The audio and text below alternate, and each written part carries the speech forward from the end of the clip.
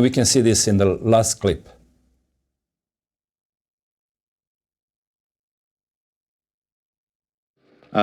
Stephen Sepanik and Tim Amos. Mr. Sepanik. My name is Stephen Sepanik. I'm an adjunct professor at Vanderbilt Law School and a resident of Nashville. I have been teaching and writing about the Uniform Commercial Code for more than 30 years, and I'm here today at the request of the Uniform Law Commission, but my comments are my own. This is a well-intentioned bill addressing a non-existent problem, and does so in a way that is likely to cause significant damage to commercial transactions and to Tennesseans. So, for example, DTC, which is the sort of centralized clearing agency, why would it want to do business with a intermediary in Tennessee that does business with Tennessee customers? Because now the whole structure of the system doesn't work right to protect DTC. Do you remember toward the end of the testimony, the gentleman was saying that, well, you know, if you do this, no financial service firm will do business in the state. And in fact, they won't do business with any firm that would do business in the state. And finished it off by saying, this would be bad for the DTCC. Do you think anyone really focused on what was being said there? I want to assume that other members on that committee were as incensed to being threatened by this pinhead as I was. You think they understood that as a threat? Yes, indeed. They answered it back. Because I think it was the chairman, was it not, that said, you don't tell us how to legislate.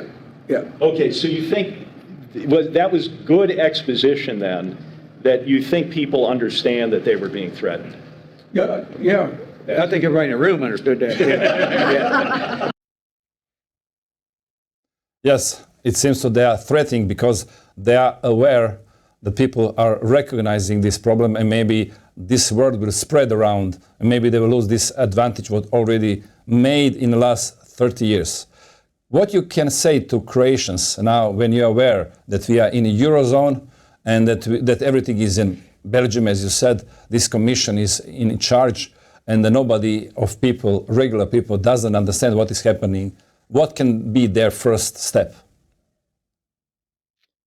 I would say, just understand the issue and get in touch with your politicians or local politicians, national, whatever you can, and fight for this issue and say we need to restore our property rights. I think it's not just your individual money, it's also all the investments of the companies you work for, actually the government funds, state and local funds. One thing in Tennessee, we found that the investments of the state of Tennessee were at risk. So the treasurer of Tennessee was concerned, okay, were all the investments of Tennessee, the pension funds for all the state workers of Tennessee were at risk. So I think just informing people of these risks and getting them all to get together to fight for their property rights.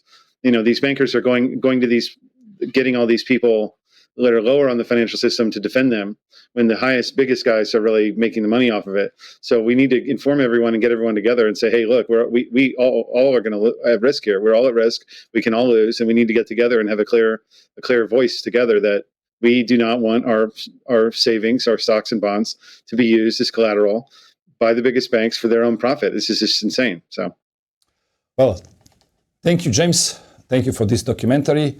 Whoever wants to see